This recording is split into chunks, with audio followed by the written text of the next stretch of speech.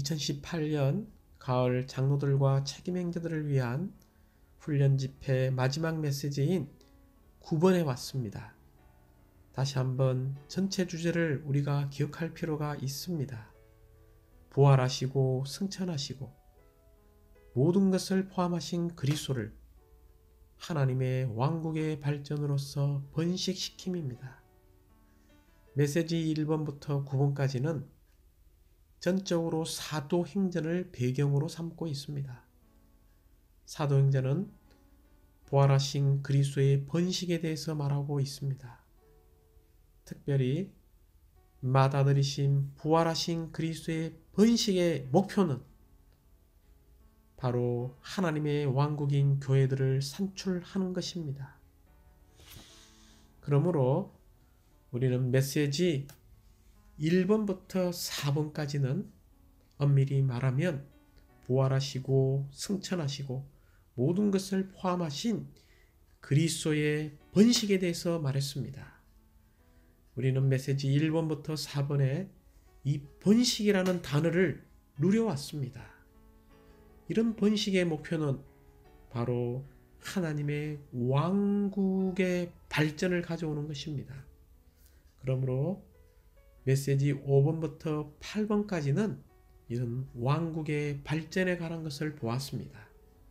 이제 마지막 메시지 9번은 우리가 부활하시고 승천하시고 모든 것을 포함하신 이 그리스도를 번식시킨 이 목적이 하나님의 왕국으로서 발전하기 위한 것인데, 이러한 목표에 도달하기 위해서 우리는 하나의 위임을 가질 필요가 있다는 것입니다. 어떤 위임입니까? 바로 하늘에 속한 이상에 따른 신성한 위임을 가지는 것입니다. 다시 한번 메시지 9번의 제목에 있는 것처럼 신성한 흐름이라는 유일한 흐름 안에서 사도행전을 계속 이어나가기 위한 하늘에 속한 이상에 따른 신성한 위임을 수행하는 것입니다. 우리가 이러한 신성한 위임을 수행하려면 하늘에 속한 이러한 이상이 우리의 부담이 되어야 합니다. 이러한 이상이 우리의 부담이 될 때에 우리는 오늘날 다락방 안에 있는 120명처럼 또 다른 120명의 일부가 되어서 이런 하나님의 일에 동참하는 사람들이 될 것입니다. 이러한 동참을 위해서 우리에게 필요한 헌신이 있는데, 그러한 헌신은 일반적인 헌신이 아니라 특별한 헌신, 대가를 지불하는 헌신인 다락방의 헌신이 필요하다는 것입니다. 이러한 다락방의 헌신을 한 사람들을 통하여 주님께서는 한 흐름 안에 있는 이러한 봉사를 할 수 있는 특권을 주신다는 것입니다. 우리는 다 이러한 신성한 한 흐름 안에서 봉사함으로 사도행전에 계속 신성한 역사를 쓰는 사람들이 되어야 합니다. 이제 우리가 메시지 9번에 들어가기 전에 우리는 메시지 1번에 관한 간단한 부담을 만질 필요가 있습니다. 메시지 1의 부담은 전적으로 사도행전 13장에 근거하고 있습니다. 사도행전 13장에서 바울은 그리스도를 번식시키기 위해 다만 하나님의 독생자의 복음이 아닌 죽고 부활하시고 승천하신 모든 것을 포함하신 하나님의 맏아들이신 그리스도의 번식을 위해 복음을 전파했다는 것을 기억하십시오. 여기에서 번식이라는 말은 재생산을 말한다는 것을 이미 보았습니다. 어떻게 이런 번식의 길을 갈 수 있습니까? 요한복음 12장 24절에 나오는 것처럼 하나님의 미랄이 땅에 떨어져 죽고 부활함으로써 수많은 미랄들을 산출하는 것처럼 우리가 죽음과 이런 부활을 체험할 때에 우리는 부활하신 이런 맏아들이신 그리스도의 번식의 길을 갈 수 있다는 것입니다. 이러한 번식은 전적으로 마다들과 똑같은 형상을 이룬 사람들을 산출하는 것입니다. 마다들과 똑같은 형상을 이룬 사람들이 바로 하나님의 아들들이고 그리스도의 몸인 교회이고 그리스도의 배필인 신부이며 한 새 사람이고 하나님의 왕국이 될 것이며 결국 새 예루살렘으로 완결될 것입니다. 우리는 메시지 2번에서 사도행전의 계속인 인간 역사 안에 있는 신성한 역사를 기록하는 하나님의 대응자들이 되어야 한다는 것입니다. 우리는 하나님의 말씀의 확장과 번성을 위해 순간순간 주의 이름을 부르고 한 몸으로서 살고 움직이고 행동해야 합니다. 한 몸의 움직임을 위해 우리는 특별히 우리 자신의 타고난 생명을 거절하고 자아를 거절하고 심지어 우리의 독립적인 개인주의를 거절하고 신성한 생명이신 그리스도에 살고 하나님의 움직임에 실제히 참여할 필요가 있습니다. 이것을 위하여 우리는 첫 번째 기도와 말씀의 사역을 꾸준히 하는 사람이 되어야 하고 두 번째 매일 생명을 분배하는 본질적인 영을 체험하며 또한 쏟아 부어지는 이런 경륜적인 영을 체험함으로써 복음의 확산을 위해 맏아들이신 그리스도를 번식하는 이런 탁월한 복음을 전하기 위해 우리는 바닷가에서 출항할 필요가 있다는 것입니다. 우리는 메시지 3번에서 우리가 그리스도의 증인이 되기 위해 가장 중요한 것이 있는데 우리는 보아야 한다는 것입니다. 어떤 것을 보아야 합니까? 다만 육체가 되신 그리스도가 아니라 십자가에서 우리를 위하여 구속한 그리스도가 아니라 죽고 부활하시고 승천하시고 모든 것을 포함하신 이 그리스도를 볼 때에 우리가 증언하고 우리가 증언하고 간증하는 내용들이 오늘날 이 시대를 끝낼 수 있는 왕궁의 복음이라는 것입니다. 그러므로 사랑하는 행자님들, 우리는 부활 가운데서 맏아들이 되신 하나님을 증언하는 증인들이 되어야 합니다. 메시지 4번에서 우리는 이 번식의 열쇠가 어디에 있습니까? 바로 목양에 있다는 것을 알아야 합니다.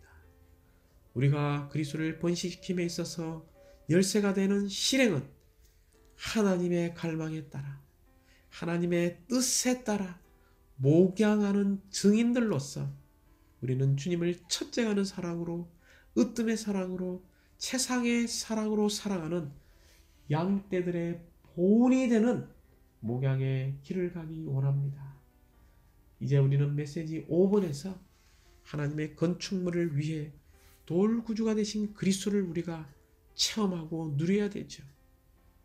우리는 돌구주를 말할 때마다 먼저 구주는 우리의 구원, 곧 우리의 필요를 만족시킵니다. 그러나 이 돌을 말할 때에 이 돌은 하나님의 건축물을 위해 하나님의 목적을 이룬다는 것입니다. 진흙 사람인 우리는 거듭나서 반드시 살아있는 돌 사람으로 변화되어야 합니다. 변화되는 유일한 길은 우리가 순전한 하나님의 말씀의 젖을 마시는 것에 달려 있습니다. 특별히 우리는 거듭남과 변화를 통해 얻어지는 이기는 자들이 되어야 합니다. 이 이기는 자들이 주님과 함께 다시 돌아올 때에 분쇄하는 돌이 되어 인간정부 총체를 완전히 끝내고 돌산인 하나님의 왕국을 이 땅에 이끌어 올 것입니다. 결국 우리는 영원 안에서 돌성인 새 예루살렘이 될 것입니다. 메시지 6번에서 우리는 이 우주적인 한 포도나무의 가지들로서 확산되는 것이 바로 교회의 확산인 것을 보았습니다. 교회의 확산에는 두 방면이 있다고 이야기했죠. 외적으로는 인수가 증가해야 하고 내적으로는 우리 안에 있는 이러한 신성한 생명이 더 자랄 필요가 있습니다. 우리는 주님의 회복 안에서 확산하는 포도나무의 가지들인 믿는 이들로서 항상 있는 많은 열매를 맺을 필요가 있습니다. 많은 열매를 맺는 것이 포도나무의 가지들의 유일한 일이고 의무라는 것입니다. 그러나 우리는 교회 확산을 방해하는 사탄의 계략들에서 구원받을 필요가 있습니다. 한 신성한 흐름 안에서 지켜져서 우주적으로 이런 포도나무의 가지들로서 확산하는 이 유일한 한 가지의 일을 하는 하나님의 동력자들이 되어야 합니다. 메시지 7번에서 그리스도는 죽고 부활하신 후에 영광스럽게 되신 예수님의 영이 되셨습니다. 부활 안에서 예수님의 영이 되신 이 그리스도는 이제 사람들의 영 안으로 분배하실 수 있는 생명을 주시는 영이 되셨습니다. 우리가 마다 되신 그리스도를 번식하기 위해 우리는 영 안에서 예수님의 영을 체험하고 누려야 합니다. 그럴 때 우리는 신성하고도 인간적인 균형 잡힌 합당한 사람이 될 것입니다. 이러한 예수님의 영에 의해 우리는 예수님의 인생의 고난을 배웠기 때문에 우리 안에 있는 많은 인생의 고난들을 감당하고 견디는 요소와 능력들을 가지게 될 것입니다. 이러한 예수님의 영으로 말미암아 우리는 겸손하게 될 것이고 예수님처럼 어떤 시기나 다툼이나 경쟁도 없고 심지어 예수님의 영에 의해 우리는 자신의 모든 의견들을 내려놓고 한 영과 한 혼 안에서 하나 되어 복음을 확산할 수 있게 될 것입니다. 우리가 예수님의 영을 체험하고 누리기 위해서 우리는 순간순간 우리의 연합된 영을 훈련해야 합니다. 또 함께 동일한 이 한 영을 마실 필요가 있습니다. 메시지 8번에서 우리는 하나님의 왕국의 발전은 신성한 생명의 왕국으로서 생명이신 그리스도의 확산인 것을 보았습니다.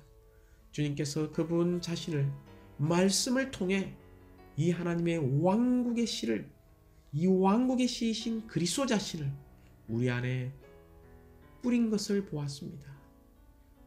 우리 안에 있는 왕국의 씨가 싹트고 자라고 성숙하고 발전하여 주님께서 마음 안에서 생명 안에서 다스리게 할 필요가 있습니다.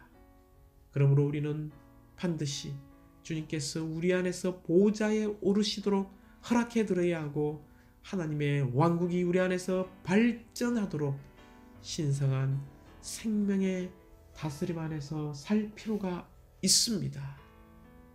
이럴 때 왕국은 하나님의 목적을 성취하기 위해서 하나님의 원수를 패배시키고 사탄의 왕국을 패배시키며 반역의 원칙을 완전히 무너뜨려 사탄적인 영역을 처리하게 될 것입니다.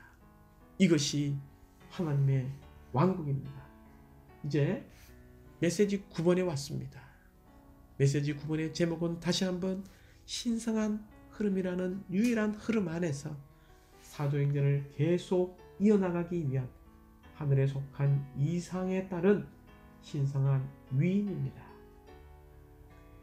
이 메시지 9번은 로마 숫자가 4번까지 있습니다. 로마 숫자 1번은 신성한 유일한 흐름에 대해서 말하고 있습니다. 이 흐름이라는 단어를 붙잡으십시오.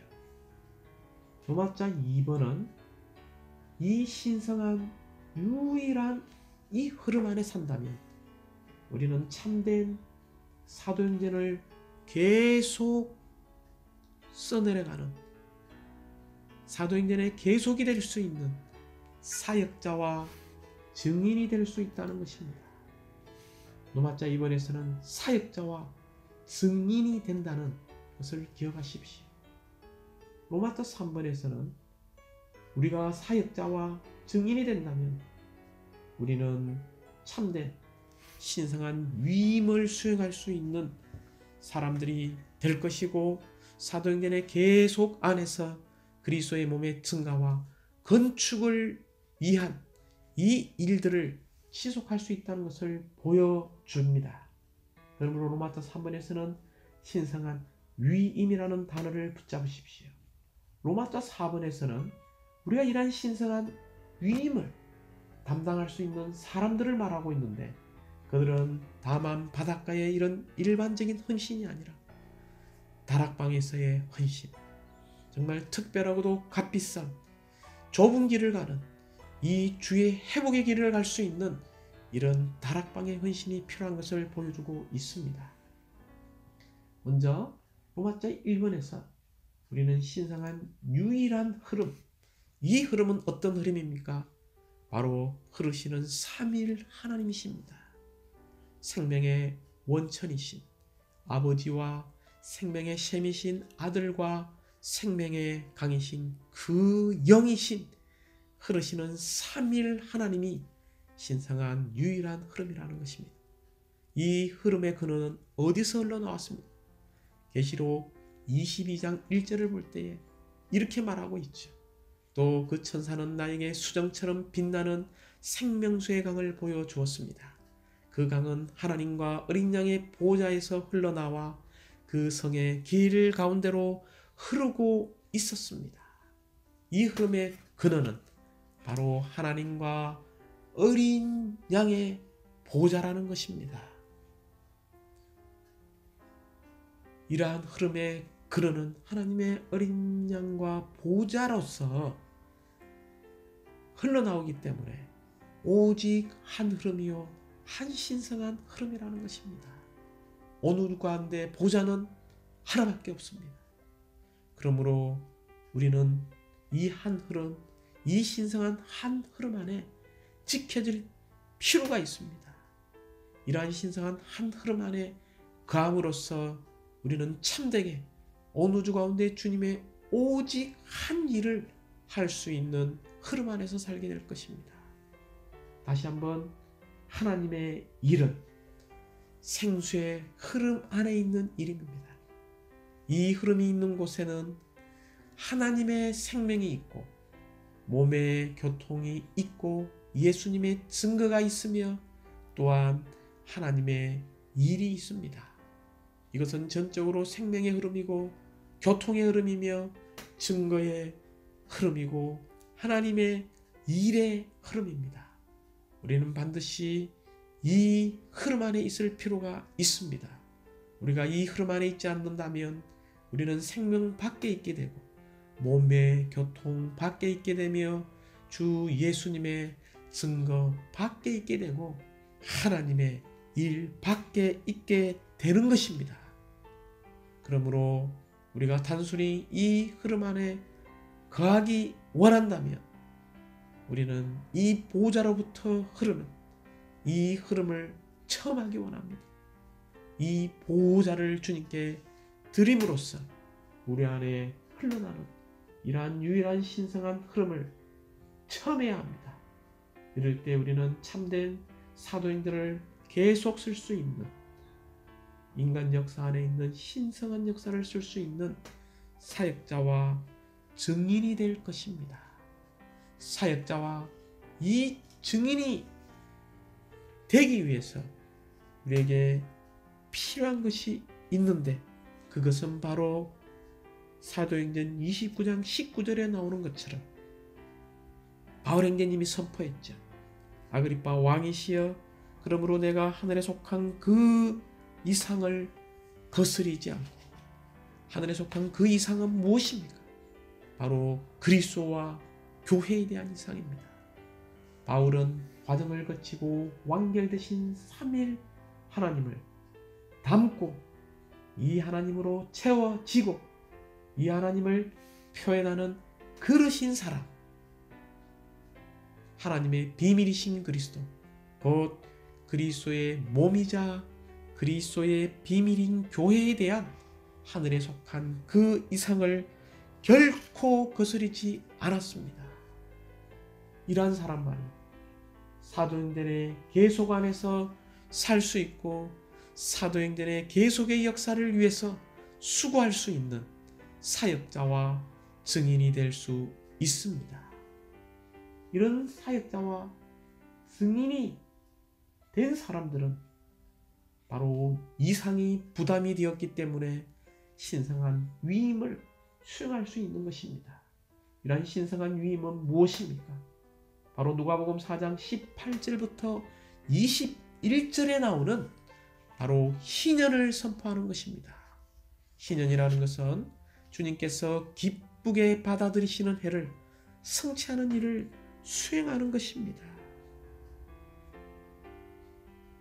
우리가 이 희년을 선포할 때 많은 사람들을 희년의 체험과 실제 안으로 이끌어오게 될 것입니다. 이 희년의 체험과 실제가 무엇입니까? 우리가 크게 5방면으로 말할 수 있습니다. 첫 번째, 그들의 눈을 뜨게 하는 것입니다. 이러한 죄인들의 눈을 뜨게 하는 것이죠. 두 번째는 어둠에서 빛으로 돌아가게 하는 것입니다. 세 번째는 사탄의 권세에서 하나님께로 돌아가게 하는 것입니다. 네 번째는 죄들이 용서받게 하는 것입니다. 마지막 5번째는 이러한 생명이신 그리스도, 받아들이신 그리스도를 받아들이고 믿음으로써 거룩하게 된 사람들 가운데 있는 유업을 받게 하는 것입니다. 먼저 우리가 첫 번째, 그들의 눈을 뜨게 하여 어둠에서 빛으로 돌아가게 하는 이 두 방면을 먼저 보기 원합니다. 영적인 영역 안에 있는 신성한 영역들을 볼 수 있도록 그들의 눈을 뜨게 하는 것입니다. 이러한 것들을 보려면 에베소서 1장 17절에 있는 것처럼 지혜와 계시의 영이 필요합니다. 영적인 시력과 이러한 신성한 빛비춤이 필요합니다. 이럴 때 그들은 사탄의 권세에서 하나님께로 돌아가게 될 것입니다. 그리스도인들은 주님에 대하여 항상 맑은 하늘을 유지할 필요가 있습니다. 우리의 하늘이 맑으면 맑을수록 우리는 더욱더 보좌 아래 있게 될 것입니다. 주님의 임재는 항상 보좌와 함께 합니다. 우리 위에 있는 하늘이 맑고 우리에게 보좌가 있다면 우리는 건의와 장중함을 가질 것입니다. 그러므로 사랑하는 형제자매님들, 저를 포함하여 우리는 항상 주님과 투명한 교통을 가질 필요가 있습니다. 이런 주님과 항상 투명한 교통을 갖기 위하여 우리는 시편 51편에 있는 것처럼 우리도 다윗처럼 철저한 회개와 철저한 자백과 이러한 용서함을 구하는 우리의 간구함이 진실할 필요가 있다는 것입니다. 이럴 때 우리는 다윗처럼 영적인 맑은 하늘과 하나님의 임재를 갖게 될 것입니다. 우리는 결국 이러한 주님으로 인하여 거룩하게 된 사람들 가운데 있는 유업을 받게 될 것입니다. 이러한 신성한 유임을 감당한 사람들은 어떤 사람들이었습니까? 바로 로마서 4번에 나오는 것처럼 이런 다락방의 헌신을 한 사람들입니다. 다락방의 헌신은 바닷가의 헌신보다 훨씬 더 많은 것을 버리는 것을 말하고 있습니다. 바닷가에서 베드로는 주 예수님을 따르기 위해 그의 직업을 버리는 헌신을 했습니다. 이것도 교회 생활 가운데 너무나 귀하고 소중합니다. 그러나 우리는 더 전진해서 이런 신성한 위임을 담당하기 위해서 다락방에서 훨씬 더 많은 것을 버린 이런 베드로의 헌신, 120명의 이런 사랑하는 형제자매들의 헌신이 또한 우리의 헌신이 될 필요가 있습니다. 이런 다락방의 헌신은 또한 우리의 전 존재가 하늘에 속한 그 이상과 완전히 결혼하는 것을 말하고 있습니다. 우리가 하늘에 속한 이 이상과 완전히 결혼한다면 우리의 뒤에 있는 다리들을 다 불태워버려서 더 이상 되돌아갈 길이 없게 할 것입니다.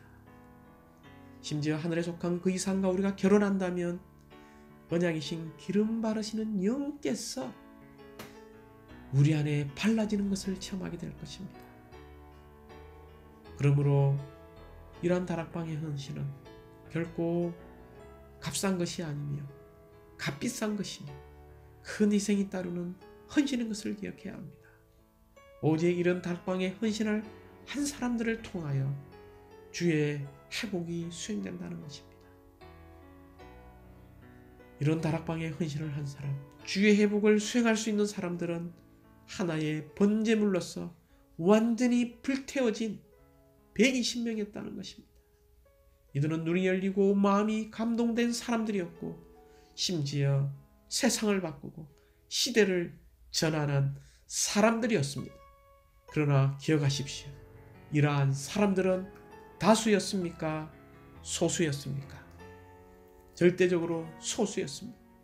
그러므로 우리는 주님께 이 시대를 전환하고 하나님의 왕국을 이 땅에 가져오기 위한 사도행전의 계속을 쓰는 사람들이 되기 위해서 이렇게 기도하기 원합니다. 사랑하는 주 예수님, 저는 당신의 증거와 회복을 위해 기꺼이 다락방에 있겠습니다. 결론적으로 이 메시지 9번에는 부담이 3가지가 있습니다. 첫 번째는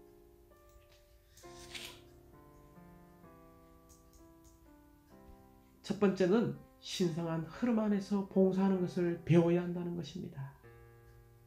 신성한 생명의 흐름은 오순절날부터 시작되었고 모든 세대에 걸쳐 오늘날까지 계속 흐르고 있습니다. 이 흐름은 하나님의 일의 유일한 흐름이며 하나님의 목표, 곧 그분의 단체적인 표현인 교회를 건축하기 위한 것입니다. 오늘날 교회 안에서 우리의 봉사와 우리의 일은 마땅히 이 유일한 신성한 흐름 안에 있어야 하며 이 흐름 안에서 인도받고 전진할 필요가 있습니다. 우리가 유일한 한 흐름 안에서 일하지 않는다면 우리는 우리의 시간과 힘을 낭비할 것이고 우리의 일에는 어떤 결과도 없을 것이며 어떤 의미에서 우리의 일은 주님을 거스리는 것이 될 것입니다. 그러므로 우리는 반드시 그 흐름 안에 뛰어 들어가야 하고 그 흐름이 우리를 데리고 가게 해야 합니다.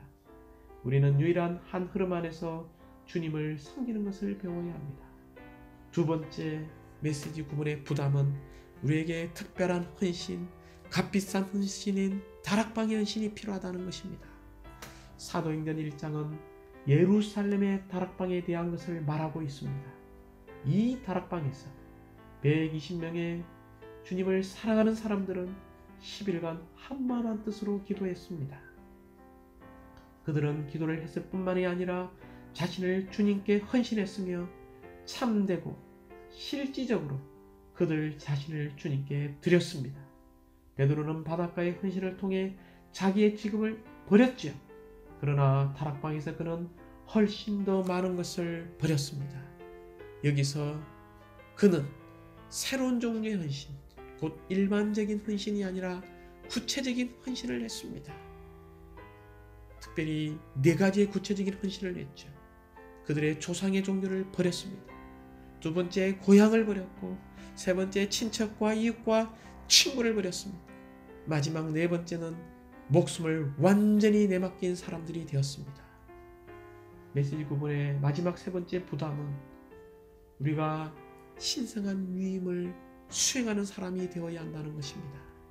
신성한 흐름이라는 유일한 흐름 안에서 사도행전을 계속 이어나가기 위한 하늘에 속한 이상에 따른 신성한 위임을 수행하는 오늘날의 다락방에 있는 120명의 일부가 되려면 이 이상이 우리의 부담이 되어야 한다는 것입니다. 사랑하는 형제자매님들, 오늘날 다락방 안에 있는 120명의 일부가 되어서 이러한 신성한 위임을 수행하는 오직 하나님의 유일한 한 일에 동참하는 믿는 이들이 되어서 하나님의 영원한 경륜을 성취하는 사람들이 되기 원합니다. 주님을 찬양합니다.